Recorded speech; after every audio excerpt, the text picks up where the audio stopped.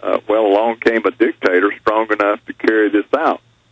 What the average public sees is the dictator. They don't see the foundation that was set 50, 100 years before by these elitists.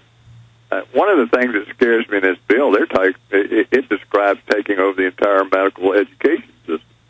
It talks about in medical schools, anointing certain medical schools in which they will set the curriculum. They will educate the professors that are teaching the courses, also taking over nursing schools, dental schools, so that the physicians will be trained. Well, sir, that's what the cybersecurity bill says. If you're connected to any servers, any IT, the way it's written, everything, special federally certified cybersecurity people must be there like it's a union, and you must serve them, and they must certify you to be, I mean, I will, if this passes, to run this office, we're going to have federal goons in here, and that's what they're doing to medicine. I mean, folks, this is a control freak total takeover.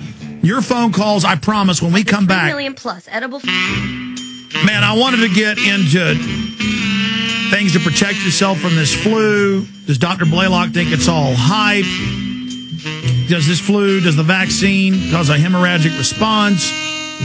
Do you get more sun to get vitamin D? Is that the answer? And we'll, right before he leaves us, we'll ask him that briefly, but let's go to calls. Tony in Jersey, you're on the air, Tony. Good afternoon, Alex. Dr. Blaylock, how are you doing? Hello.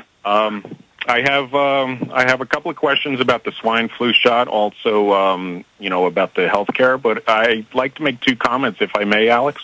Okay, that's 2 questions and 2 comments. Make it quick, please. Okay.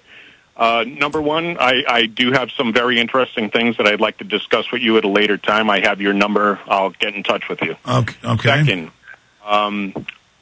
I've never gone public with this, and Big Brother probably is not going to like it. In fact, I may even be in fear of my life. Tony, please. That's a big preface. Just tell us, sir. We don't have a lot of time. Okay. In 91, I tried to join the military.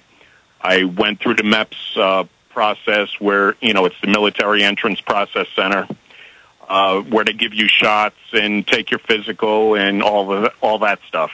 Well, about 2 weeks afterwards, they called me into the office and told me that I had the AIDS virus. I am not gay. I have never had a blood transfusion. I do not do drugs of any kind. Yeah, but about a third of the time they give you a false positive, sir.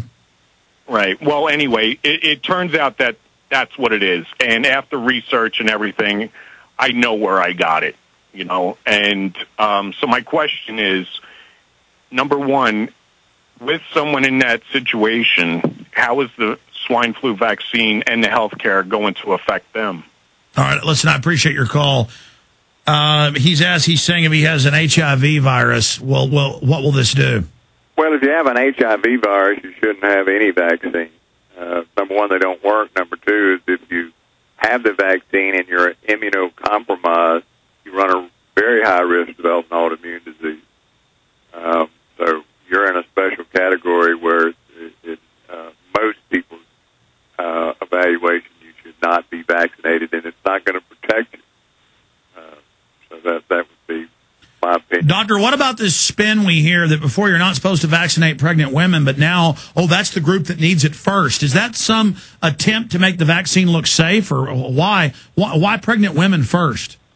Well, it was known some time ago that women who develop the flu during certain periods of their pregnancy have a very high incidence of their children becoming either autistic or developing schizophrenia when they get older.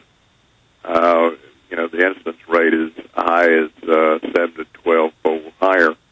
It was thought that was due to the flu virus getting into the baby's nervous system.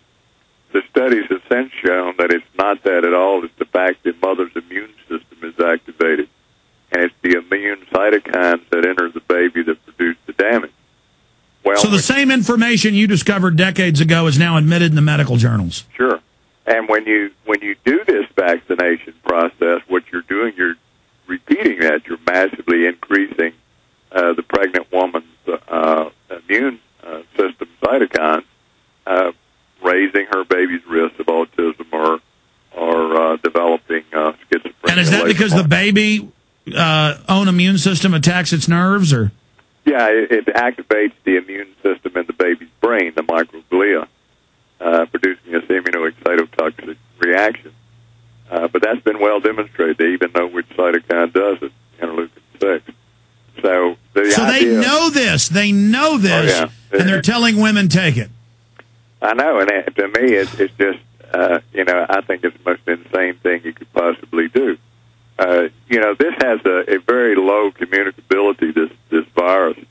And so a woman's chance during pregnancy at that particular age developing flu is pretty small, but if you give them all the vaccine, then it's 100%. They're all vaccinated. And the real dangerous thing about this vaccine, they talk about giving 3 vaccines in 21 days, which if you know neuroscience, that is particularly dangerous because of the intense immune activation in the brain, the immunoexcitotoxicity in the mother's brain, and particularly in the developing baby's brain. Is that called a cascade? Well, it's a cytokine cascade, and what happens is that these immune cells produce so many cytokines, these destructive immune chemicals, it starts destroying brain connections and making the brain develop abnormally. And they think that's what produces the autism. Which eugenicist Bertrand Russell said, we will give children injections to brain damage them to make them part of the servant class. But I bet the government's just idiots. They just so happen to want to target kids and women and people with something that brain damages them. I mean, this is just amazing. Mike, Andrew, Jeremy, Pat, we're going to all your calls. Final segment, Dr. Russell Blaylock. His website's BlaylockReport.com. He's got books, DVDs, everything available there.